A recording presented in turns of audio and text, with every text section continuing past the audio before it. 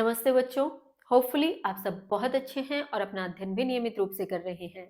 हम पढ़ रहे हैं कक्षा 8 संस्कृत विषय दीपकम नामक पाठ्य पुस्तक। इस पाठ्य पुस्तक के 5वें अध्याय के हिंदी अनुवाद और व्याकरणिक कार्य को हमने अपनी गत 2 वीडियोस के माध्यम से किया, जिनका लिंक डिस्क्रिप्शन बॉक्स में दिया जा रहा है। फिलहाल प्रारंभ करते हैं इस अध्याय के अभ्यास कार्य को। तो चलिए शुरू करें। अभ्यासात जायते सिद्धि, अभ्यास से सिद्धि का जन्म होता है। तो चलिए पहला प्रश्न है अधोलिखिता नाम प्रश्न नाम एक पदेन उत्तरम लिखित। नीचे लिखे गए प्रश्नों के एक पद में उत्तर लिखने हैं, एक शब्द में उत्तर लिखने हैं। श्रद्धावान जनः किम लभते, श्रद्धावान व्यक्ति को क्या प्राप्त होता है? तो जो श्रद्धावान होता है, जो नतमस्तक होता है, वह ज्ञान को प्राप्त करता है, तो उत्तर हो जाएगा ज्ञानम। फिर है कस्मात सम्मोह जायते, किससे सम्मोह जन्म लेता है, यानी क्या चीज ऐसी है जिससे सम्मोह उत्पन्न हो? तो हमने पढ़ा था क्रोधात सम्मोह जायते, तो उत्तर हो जाएगा क्रोधात। सम्मोहात किम जायते, अब पूछ रहे हैं कि सम्मोह से क्या जन्म लेता है। पहले ये पूछा था सम्मोह किससे जन्म लेता है, अब पूछा जा रहा है सम्मोह से क्या जन्म लेता है। तो सम्मोह से स्मृति विभ्रम होता है, ये हमने पढ़ा था, तो हम उत्तर लिख देंगे स्मृति विभ्रम, यानी स्मृति का नाश। फिर है अर्जुनाय गीताम कह उपदिष्टवान, अर्जुन के लिए गीता किसने उपदेश दिया, गीता का उपदेश किसने दिया? तो उत्तर हो जाएगा श्री कृष्ण। फिर है हर्षमहर्ष भयोद्वेगै ही मुक्तः नरः कस्य प्रियः भवति, हर सुख दुख से भय से उद्वेग से मुक्त जो नर है किसका प्रिय होता है? अब वैसे तो देखा जाए इसमें जब श्री कृष्ण उपदेश दे रहे थे तो उन्होंने सीधा सीधा कहा था इस प्रकार का मनुष्य मम मेरा भक्त, मम मद भक्त प्रिय, यानी मेरा प्रिय भक्त होता है। तो इस आधार पे देखें तो मुझे ऐसा लगता है कृष्ण का, किंतु एक श्लोक के अर्थ में जब हमने भावार्थ पढ़ा था तो वहां यह भी दिया गया था भगवदः प्रिय भक्त, यानी भगवान का प्रिय भक्त। अब दूसरे अर्थ में देखें तो श्री कृष्ण को भगवान भी कहा जाता है। तो मेरे हिसाब से भगवतः उत्तर भी सही है और कृष्णस्य उत्तर भी सही है। भगवतः अर्थात भगवान का, कृष्णस्य अर्थात कृष्ण का। तो आपको आपकी कक्षा के अध्यापक अध्यापिका जो भी सिखा रहे हो, उन्हें जो इसमें से ज्यादा उचित लगे या वो जिस आंसर को इसमें से करवा रहे हो या आपको जो ज्यादा उचित लगे आप वो कर लीजिए। मेरे अनुसार तो यह दोनों ही उत्तर उचित हैं। चलिए आगे देखें। पूर्ण वाक्यन उत्तरम लिखत, पूरे वाक्य में उत्तर लिखना है। कीदृशम वाक्यम वाङ्मयम तपः उच्यते, किस प्रकार के वाक्य वाङ्मय तपः अर्थात वाणी का तप या वाणी की तपस्या कहे जाते हैं? तो हमने पढ़ा था अनुद्वेगकरम सत्यम प्रियहितम वाक्यम च वाङ्मयम तपः उच्यते, कि अनुद्वेगकरम यानी जो उद्वेग का जन्म न करे, सत्य हो, प्रिय हितकारी हो, ऐसे और सत्य प्रिय हितकारी, इस प्रकार के वाक्य वाङ्मय तप कहलाते हैं।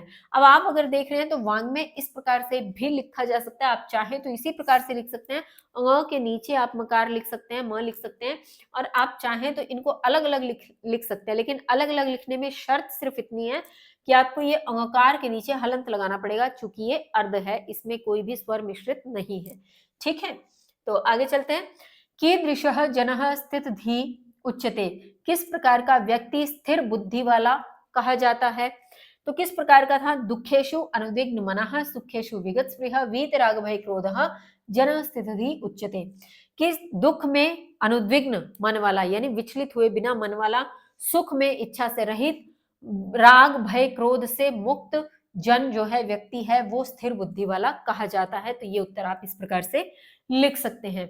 तत्पश्चात है जनः कथम प्रणश्यति, व्यक्ति का कैसे नाश हो जाता है, पतन हो जाता है, प्रणश्यति पतन हो जाता है, व्यक्ति का कैसे पतन हो जाता है? तो वैसे देखा जाए तो इसका एक श्लोक के अनुसार देखें तो हमने ये पढ़ा था कि क्रोध से सम्मोह उत्पन्न होता है, सम्मोह से स्मृति विभ्रम होता है, यानी स्मृति का नाश होता है, स्मृति के नाश से बुद्धि का नाश हो जाता है और बुद्धि के नाश से व्यक्ति का पतन हो जाता है। तो मेरे हिसाब से जो एक सेंटेंस में उत्तर आए तो बुद्धि नाशात जनः प्रणश्यति, यानी अंतिम जो उसका था कि बुद्धि के नाश से व्यक्ति का पतन होता है। अब ये तो नहीं पूछा कि बुद्धि का नाश किससे होता है, तो मेरे हिसाब से उत्तर ये है। लेकिन फिर वही कहूंगी, आपके अध्यापक अध्यापिका यदि पूरे श्लोक को इस अर्थ में, इस उत्तर में लिखना चाहें या लिखवाना चाहें तो वह भी उचित है, किंतु मेरे आधार पर इतना भी उचित है कि हम यह कह दें बुद्धि के नाश से व्यक्ति का पतन हो जाता है, जन का पतन हो जाता है, क्योंकि हमसे ये नहीं पूछा गया कि बुद्धि का नाश किससे होता है, फिर हम कहें स्मृति से, तो वो चीजें बहुत आगे की है। लेकिन फिर भी अगर श्लोक पूरा लिखना है तो आपकी इच्छा है, आगे चलते हैं। जनः कथम उत्तमां शांतिं प्राप्नोति, व्यक्ति कैसे उत्तम शांति को प्राप्त करता है, कैसे उसे परम शांति आती है। तो हमने पढ़ा था, श्रद्धावान सैतेन्द्रिय जनः ज्ञानम लब्ध्वा उत्तमां शांतिं प्राप्नोति।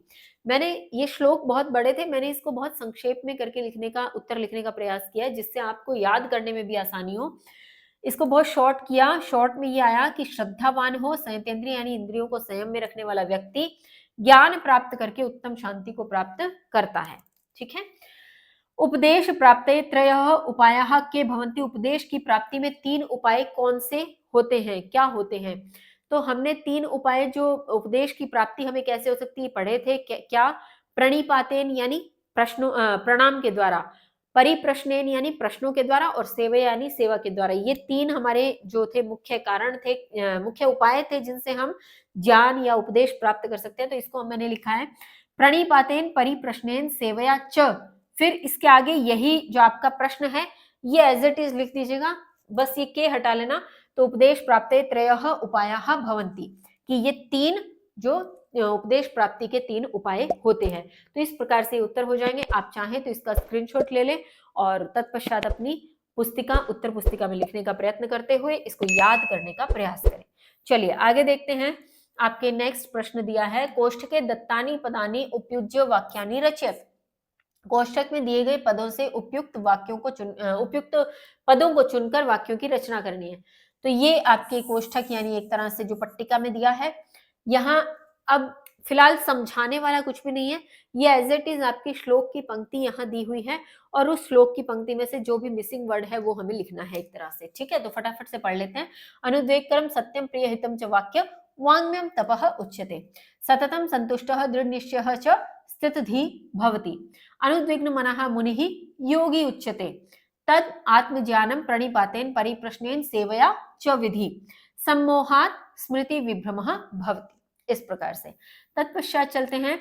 अधोलिखितानि पदानि उपयुज्य वाक्यानि रचयत, नीचे लिखे गए पदों से उपयुक्त वाक्यों की रचना करें।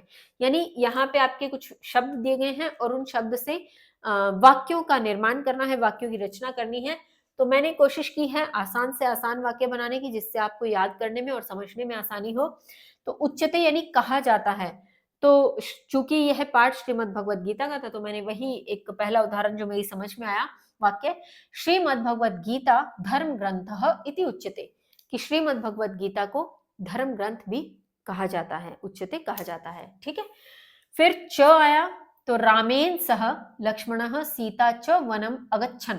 ये सब जानते हैं कि राम के साथ सीता और लक्ष्मण भी वन में गए। चूंकि वनवास तो सिर्फ राम के लिए मांगा था ना कैकेयी ने, लेकिन राम के साथ गए थे लक्ष्मण और सीता। तो मैंने यहाँ पे वही जो सेंटेंस बना दिया है, रामेन सह लक्ष्मणः सीता च वनम अगच्छन्।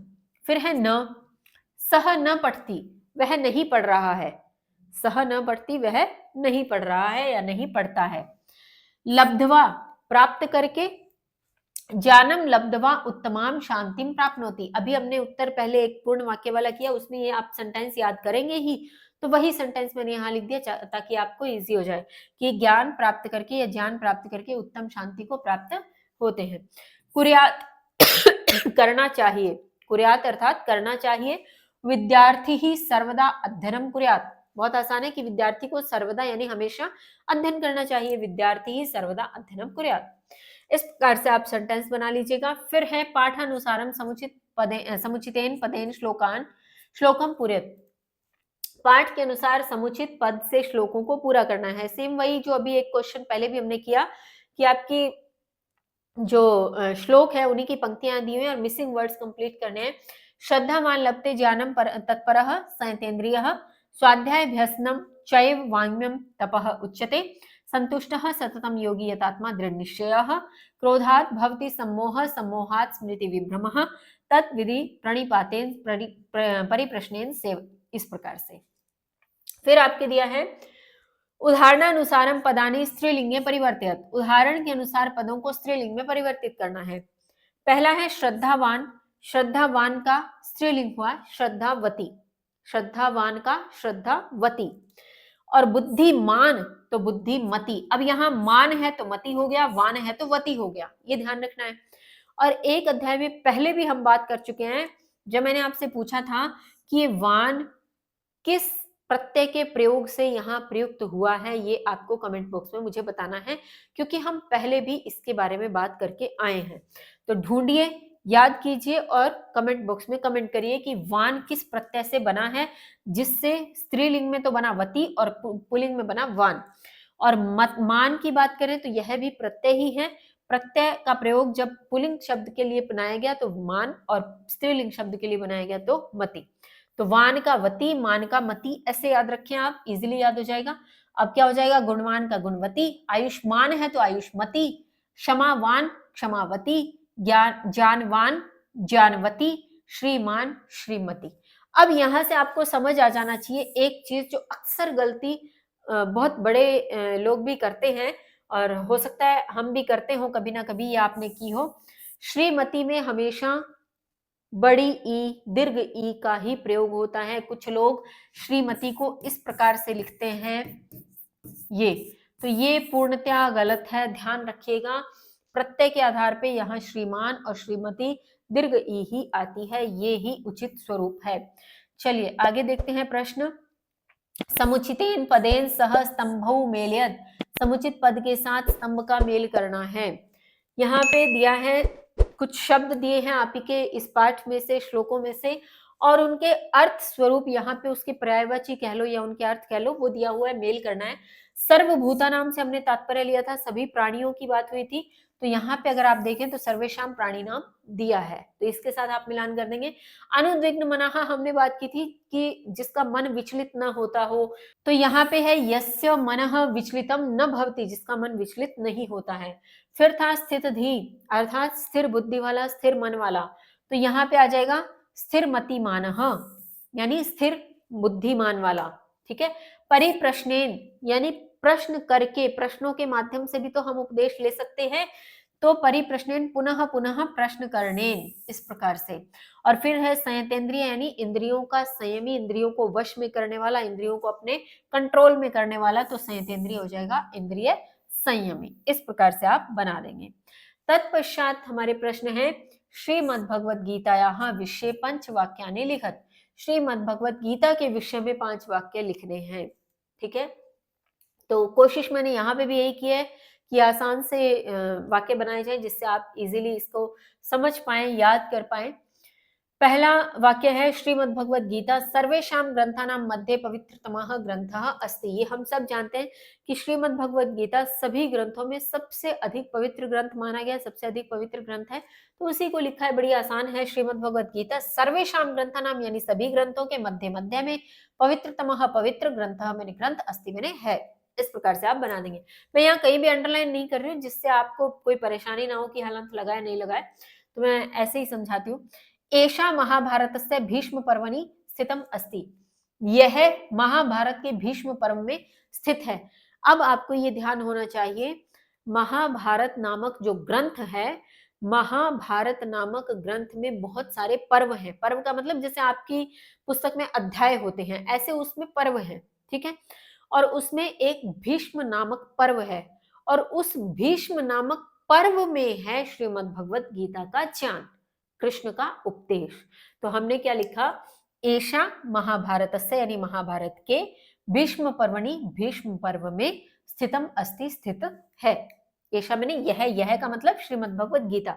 ये तो आपको भी पता होगा कि जब एक बार किसी एक व्यक्ति या वस्तु या किसी के बारे में भी बात हो रही हो, तो एक बार उसका संज्ञा अर्थात संज्ञा स्वरूप लिखने के बाद हम उसके सर्वनाम स्वरूपों का प्रयोग करते हैं। जैसे हम कहते हैं ना कि राम बाजार गया, वह बाजार जाकर फल खरीद कर लाया। अब हमने पहले सेंटेंस में राम का प्रयोग किया और दूसरे सेंटेंस में वह का प्रयोग किया, तो वह उसके लिए क्या हुआ, सर्वनाम। ठीक वही काम हमने यहाँ किया कि श्रीमद् भगवद गीता, पहले सेंटेंस में हमने लिख दिया कि श्रीमद् भगवद गीता सभी ग्रंथों के मध्य पवित्रतम ग्रंथ है।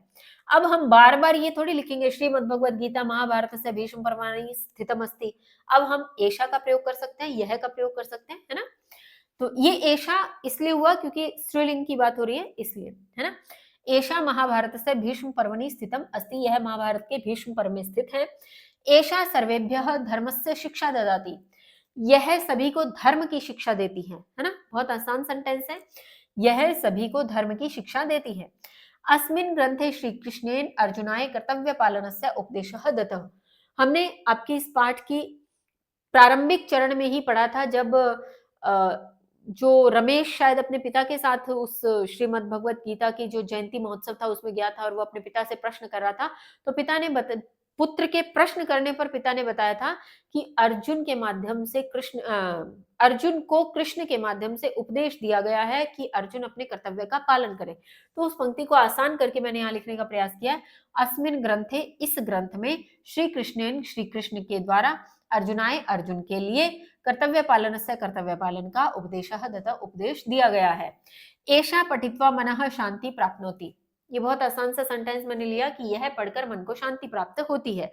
एषा पठित्वा मनः शांतिं प्राप्नोति, यह पढ़कर मन को शांति प्राप्त होती है। अब आप चाहें तो इसका स्क्रीनशॉट ले लीजिए और स्क्रीनशॉट लेते हुए आप अपनी पुस्तिका में उतारिए, इसको याद करिए, समझिए, और यदि कोई आपको इस पाठ से, इस अध्याय से संबंधित कोई प्रश्न हो आपका, तो आप कमेंट बॉक्स में पूछ सकते हैं।